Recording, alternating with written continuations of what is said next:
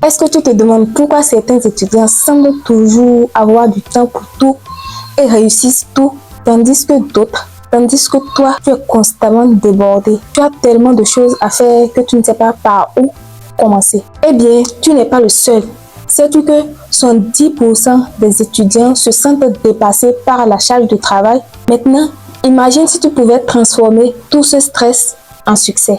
Aujourd'hui, je vais te révéler 5 astuces qui t'aideront à gérer efficacement ton temps et à réussir dans tes études tout en te créant un bon réseau.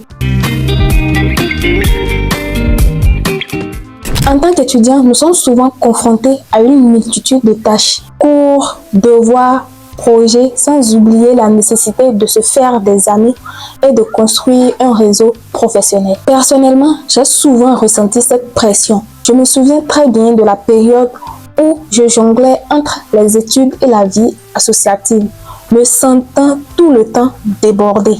Et cela faisait même que je tombais constamment malade parce que je ne prenais plus soin de moi. Mais j'ai découvert que la clé réside dans une gestion stratégique du temps. Dans cette vidéo, vous découvrirez 5 stratégies pratiques inspirées non seulement de mes expériences, mais aussi du livre The One Thing de Gary Keller, qui vous aideront à vous concentrer sur l'essentiel et à maximiser votre profit. C'est parti. Donc, avant de commencer, n'oubliez pas de vous abonner et d'activer la cloche de notification pour ne pas manquer les prochaines vidéos. La première astuce, c'est de se fixer des objectifs SMART. Spécifiques, mesurables, atteignables, réalistes et temporels. Dans une de mes vidéos, j'ai parlé du fait que c'est très important en tant qu'étudiant d'avoir des objectifs de carrière. Et bien ici, lorsque tu prends ces objectifs de carrière, il faut les subdiviser en sous-objectifs ou en objectifs spécifiques.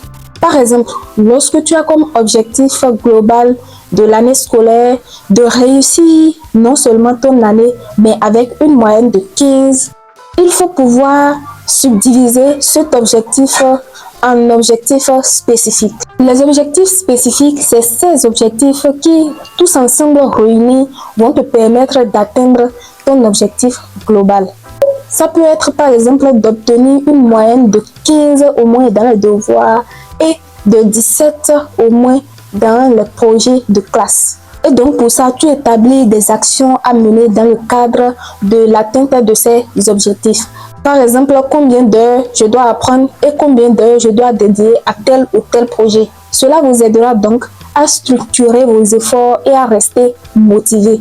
Deuxième astuce, c'est de prioriser avec The One Thing. La deuxième astuce, c'est de déterminer une chose importante à faire chaque jour. Comme l'a dit l'auteur dans son livre, concentrez-vous sur la chose la plus importante, la chose qui compte le plus. Demandez-vous quelle est la chose que si j'accomplis aujourd'hui, rendra les autres tâches faciles, voire inutiles. Cela vous aidera à rester concentré sur l'essentiel. Keller souligne que la plupart des gens tentent de jongler entre plusieurs tâches, ce qui les mène à l'inefficacité et à l'épuisement. En vous concentrant sur une seule chose, vous améliorez non seulement votre productivité et aussi votre satisfaction personnelle lorsque vous allez finir une tâche. Si vous trouvez ce conseil utile, n'oubliez pas de liker la vidéo et de la partager avec vos amis. Troisième astuce, c'est de créer un emploi de temps réaliste. La troisième astuce consiste à établir un emploi de temps réaliste en bloquant des créneaux horaires pour vos études, pour vos loisirs et pour vos activités de réseautage. Et quand je dis réaliste, ça veut dire de ne pas surcharger votre emploi de temps. Vous n'avez pas besoin de tout mettre dans votre emploi de temps. Vous pouvez mettre 4 activités principales que vous devez faire dans la journée. Pour cela, vous pouvez utiliser un bloc-notes, Google Agenda ou Notion. Ce que moi je faisais, c'est que ma journée commençait à partir de 5 heures. Et quand tu te réveilles à 5 heures pour faire l'activité principale de la journée, c'est que tu restes motivé pour les autres activités. La quatrième astuce, c'est d'éliminer les distractions. Première distraction, c'est les réseaux sociaux. Lorsque tu te réveilles et que tu prends ton téléphone pour aller directement sur Facebook, TikTok, WhatsApp pour vérifier tes messages, c'est que ta journée est terminée. Tu vas rester là à scroller sur ton téléphone. On ne s'imagine pas du temps fou que nous prennent les réseaux sociaux. Donc, lorsque tu te réveilles, ton premier réflexe ne doit pas être de vérifier ton téléphone. Et ce que moi je fais pour ne même pas voir mes notifications, c'est que je congèle mon WhatsApp, je congèle mon Facebook, je congèle mon TikTok et je décongèle au moment où j'ai besoin de l'utiliser. Dites-moi en commentaire si votre téléphone est la première chose que vous touchez lorsque vous vous réveillez. La deuxième distraction, c'est les amis et le fait de répondre à toutes les sollicitations. Lorsqu'un ami vient vous solliciter pour faire telle ou telle activité, vous n'êtes pas obligé de systématiquement dire oui si ce n'est pas une heure réservée pour les loisirs ou bien pour le réseautage. Lorsque c'est une heure réservée pour vos études, vous répondez systématiquement non, j'ai autre chose à faire. Et si ça peut se remettre à plus tard, il n'y a pas de problème, c'est que vous serez disponible pour plus tard. La cinquième astuce, c'est d'utiliser une technique de gestion du temps. Et la technique que j'utilise, c'est un peu comme la technique de Pomodoro.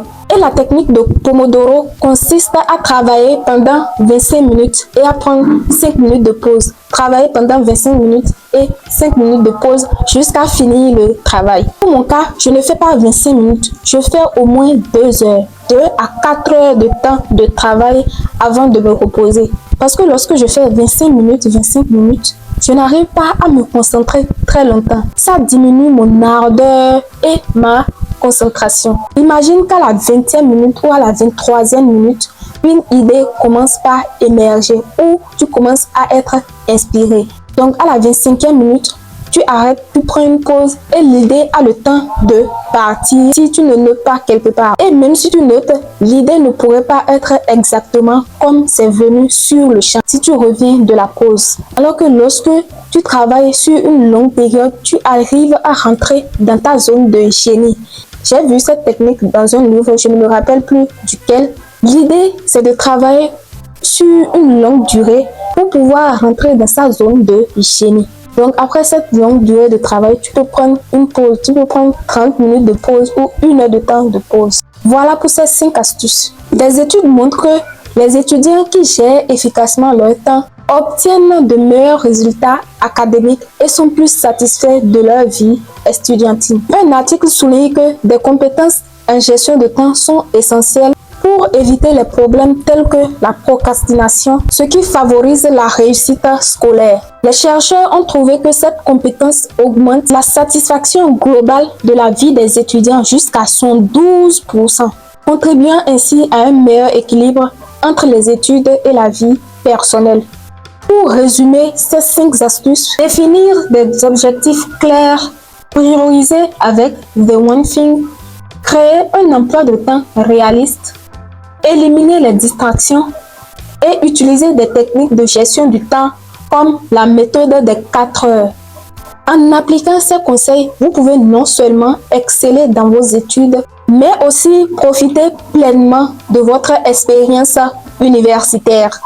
Merci d'avoir regardé la vidéo jusqu'à la fin et les discussions continuent en commentaire. Bye!